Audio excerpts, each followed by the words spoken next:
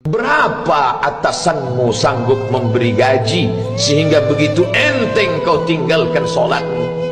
Apa yang dijanjikan istrimu sehingga begitu enteng kau berikan yang haram? Hanya rayuan sesaat, padahal dia pun akan meninggalkanmu sebelum masa tua tiba. Apa yang dijanjikan anak-anakmu? Ayah, kami akan menjagamu di hari tuamu nanti, maka berikan kami yang kami inginkan.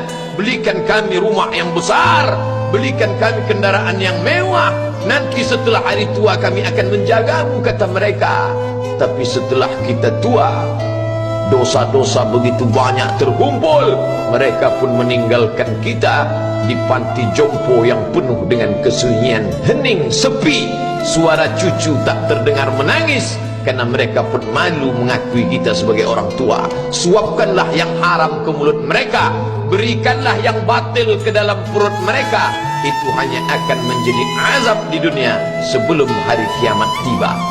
Ish masyikta, hiduplah sesuka hatimu. Ish masyikta, apa yang mau kau makan, makanlah. Apa yang akan kau bekerjakan, kerjakanlah. Fa innaka mayyit, tapi ingat, kau akan menjadi mayat, kau akan mati. Semua akan diminta pertanggungjawaban di hadapan Allah Subhanahu wa ta'ala. Hari ini orang boleh tertawa, hari ini orang boleh merasa dunia dia yang punya, tapi sampai masanya yang hijau akan berubah menguning, yang kuning akan mati, yang mati akan menjadi debu, yang debu ditiup angin hampa tak bermakna. Lalu apa yang akan dibawa menghadap Allah Subhanahu wa ta'ala? Amal saleh.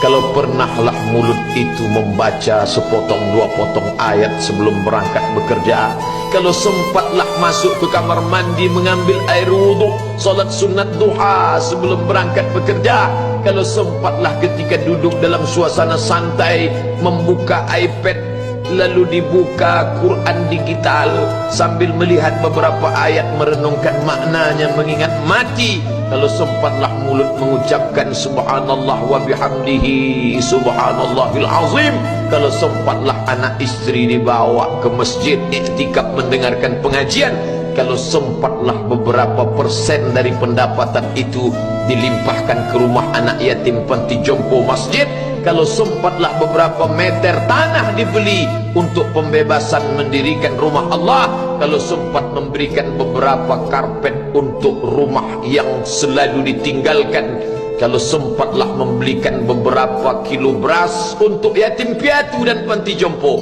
itu yang akan menolong di hadapan Allah. Adapun rumah besar dengan beberapa semen, dengan beberapa busi yang banyak, semua akan menjadi tinggal kenangan. Mereka akan menjual, membagi-baginya. Tanah yang dulu harganya semeter 100.000 sekarang sudah menjadi 5 juta. Mereka akan bagi-bagi itu semua kepada ahli waris. Lalu kita hanya membawa 3 helai kain tipis yang tidak berjahit, dan itu semua menjadi milik orang. Kalau dulu mereka kita didik dengan pendidikan yang baik, di tengah malam mereka bangun menetes air matanya, lalu dia berdoa, Rabbighfirli wa liwalidayya warhamhuma kama rabbayani shaghira, seperti tetesan embun di tengah gurun Sahara yang panas. Kalau sempatlah mereka berdoa, Allahumma ighfir lahu warhamhu wa'afihi wa'fu anhu, maka mengalirlah air yang sejuk ke tenggorokan yang kering. Kalau sempatlah mereka membeli makanan, diundangnya anak yatim, diusapnya kepala, ya Allah, terimalah sedekahku ini untuk almarhum ayahku, almarhumah bundaku. Aku tak dapat membalas budi baik mereka, ya Allah, mereka sudah mendahului aku. Maka akan mengalirlah itu sebagai perlipur lara di tengah alam barzakh sementara kiamat tiba. Tapi kalau mereka hanya dididik dengan keduniawian, dididik dengan kemewahan, disumbat mereka dengan materi, tak pernah diingatkan pada mati. Ketika kita mati, mereka pun juga akan mati perasaan ingatannya. Paling celaka lagi, mereka mengingat kita dengan mengantarkan bunga, mereka mengingat kita dengan pakaian hitam, mereka mengingat kita dengan suara musik. Mereka mengingat kita dengan memajang foto kita besar-besar di dalam rumah, dan itu hanya menjadi penghalang rahmat Allah turun. Tidak berkesan sedikit pun. Mereka sedang menyangka kalau dinyanyikanlah lagu kesenangan kita, terobat rindu hatinya. Kalau dipajangnya foto kita, dilingkarkannya karangan bunga, puas rindunya. Padahal itu tidak membuat pengaruh apapun kepada kita di alam barzakh. Maka sayang, buatlah sayang yang mengingatkan sesudah mati. Kalau rindu, buatlah kerinduan yang membuat dia akan tetap mengalir sebagai satu amal sesudah kematian. Idza matal insan, kalau manusia mati, inqata'a, dulu rajin membaca Quran, berhenti. Dulu rajin salat tahajud, berhenti. Dulu rajin menghatamkan segala yang baik-baik, berhenti. Tapi ada yang tetap mengalir. Di antara yang mengalir itu adalah sedekatun jariyah. Sempat membelikan beberapa bungkus nasi.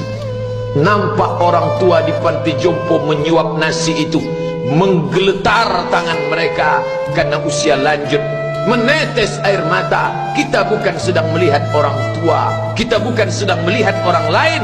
Saat itu kita sedang melihat potret diri kita 30 tahun yang akan datang. Di mana aku 30 tahun akan datang?